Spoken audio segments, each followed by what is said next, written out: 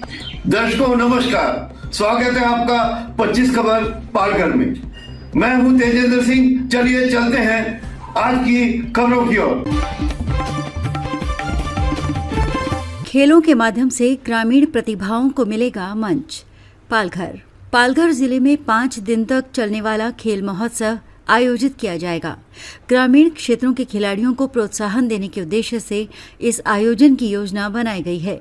इस खेल महोत्सव में अब तक 16,23,248 खिलाड़ियों ने पंजीकरण कराया है। जिला खेल अधिकारी कार्यालय और विभिन्न संस्थाओं के सहयोग से ये आयोजन किया जाएगा, जिससे ग्रामीण खिलाड़ियों को अपनी प्रतिभा दिखाने का सुनहरा अवसर मिलेगा। नेक्स्ट, डहाणू तालुका के एक दूरस्थ गांव में सड़क और एम्बुलेंस सुविधा न होने के कारण एक मरीज को उसके परिवार ने कपड़े की झोली में लिटाकर कई किलोमीटर दूर मुख्य सड़क तक पहुंचाया। ये घटना ग्रामीण क्षेत्रों में स्वास्थ्य सेवाओं के अभाव और बुनियादी कनेक्टिविटी की कमी की गंभीर समस्या को दर्शाती है, जहां आज भी आपातकालीन चिकित्सा के लिए ग्रामीणों को ऐसे जोखिम भरे तरीके अपनाने पड़ते हैं।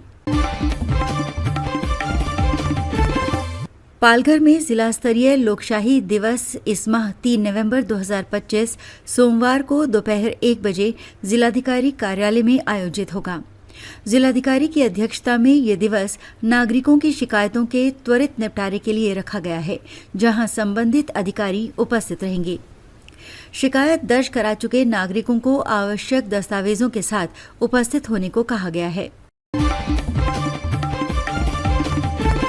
पालघर के दांडेकर महाविद्यालय ने बेसबॉल स्पर्धा का आयोजन किया, जिसमें मुंबई विभागीय और राज्य स्तरीय स्पर्धाओं के लिए टीमों का चयन किया गया। महाविद्यालय की टीम 19 वर्ष से कम आयु वर्ग में राज्य स्तरीय स्पर्धा के लिए पात्र घोषित हुई है। इस चयन प्रक्रिया में मुंबई विभाग के 13 जिलों की टीमों ने भाग लिया, जहां दांडेकर कॉलेज की टीम ने विभिन्न आयु वर्गों में प्रथम, द्वितीय और तृतीय स्थान प्राप्त किया।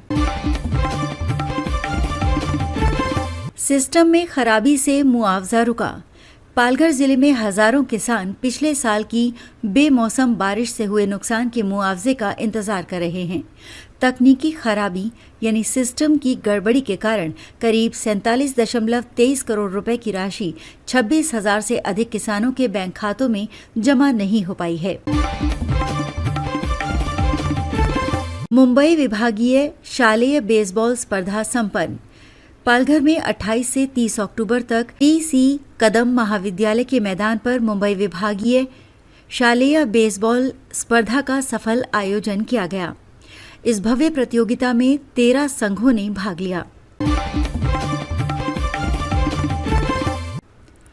विरार रेलवे स्टेशन पर रेलवे सुरक्षा बल और रेलवे पुलिस बल ने संयुक्त कार्रवाई करते हुए महाराष्ट्र में प्रतिबंधित गुटखा तंबाकू की तस्करी के आरोप में 3 व्यक्तियों को गिरफ्तार किया है। राष्ट्रीय हिंदू सेवा संघ के तत्वाधान में 30 अक्टूबर 2025 गुरुवार को बोसई स्थित टीमा हॉल में एक विराट कवि सम्मेलन का भव्य आयोजन किया गया।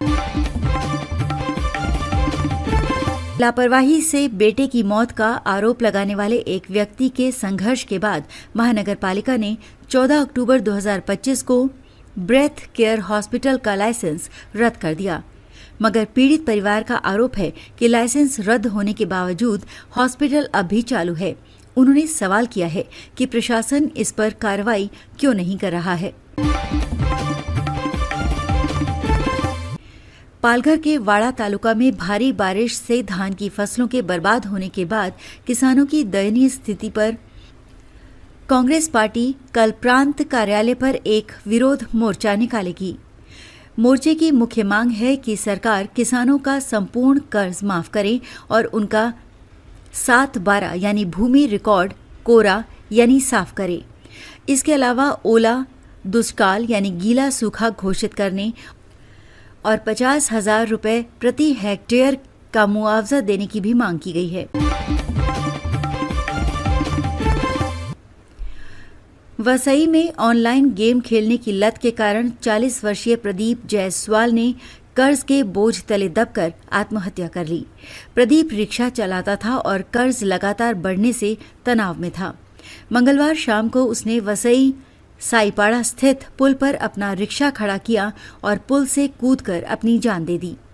प्रदीप की पत्नी की शिकायत पर नायगांव पुलिस स्टेशन में आकस्मिक मृत्यु का मामला दर्ज किया गया है।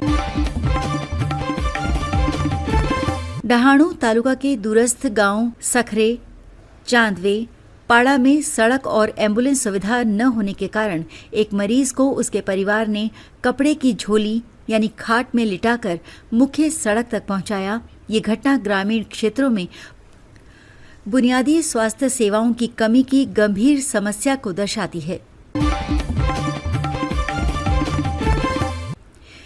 पालघर में जिला स्तरीय लोकशाही दिवस इस माह 3 नवंबर 2025 सोमवार को दोपहर 1 बजे जिलाधिकारी कार्यालय में आयोजित होगा। जिलाधिकारी की अध्यक्षता में होने वाले इस कार्यक्रम का उद्देश्य नागरिकों की शिकायतों और समस्याओं का त्वरित निपटारा करना है। जिन नागरिकों ने पहले शिकायतें दर्ज की हैं, उन्हें आवश्यक दस्तावेजों के साथ इस दिन उपस्थित रहने को कहा गया है।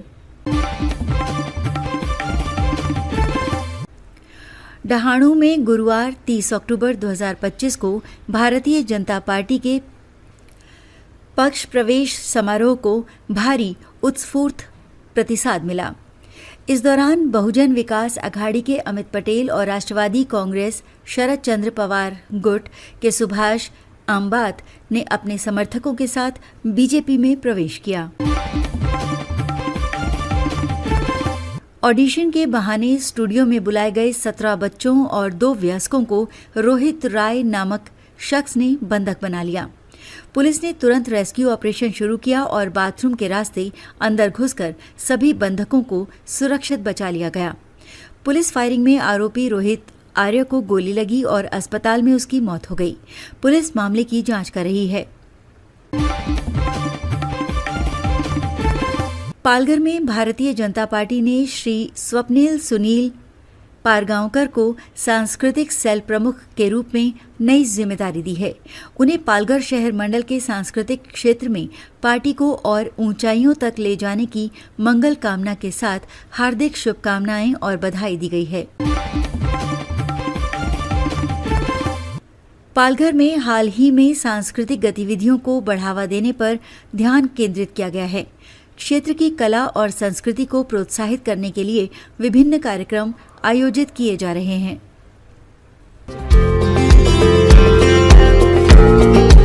हमारे चैनल को अभी सब्सक्राइब करें और बेल आइकन दबाना न भूलें। धन्यवाद।